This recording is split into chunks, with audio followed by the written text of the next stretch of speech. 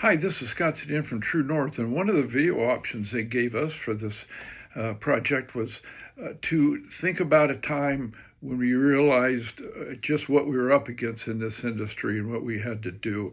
I immediately went back to a project in Atlanta with a national builder, this division doing about 1,200 units, and they decided to have a trade luncheon, invited 60, 70 suppliers and trades, and they all came.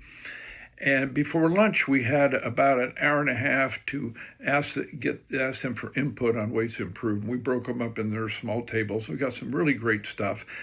But I saw something happening, especially with plans and specifications.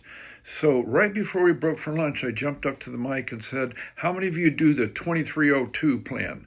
This operation didn't call them names like the Bradford. They just used the plan number, which was the square feet. And everybody raised their hand. Everybody does the 2302.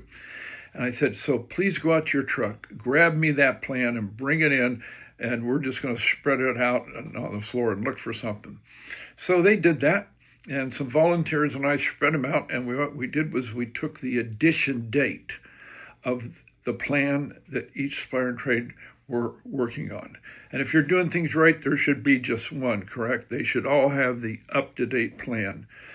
There were 8 different editions of the plans represented. So we were building 250 to 300 of these 2302s with 8 different plan sets, with sometimes significant differences.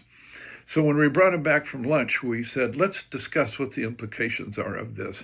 And man, did we get a boatload. It was unbelievable. And not just from the suppliers and trades, but also some members of the builder teams, especially the field superintendents.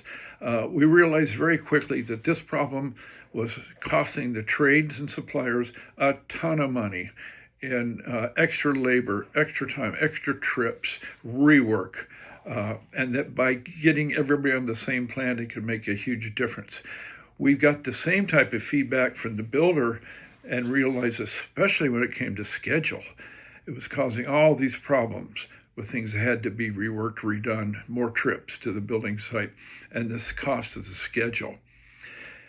It was a real eye-opener that day for everyone, and it helped get us launched on a new process to make sure every trade and supplier always had the most up-to-date plan available.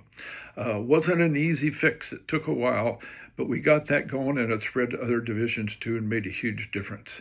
And it was on that day I realized the amount of work we had cut out for us and how much we could improve by doing sometimes just simple things.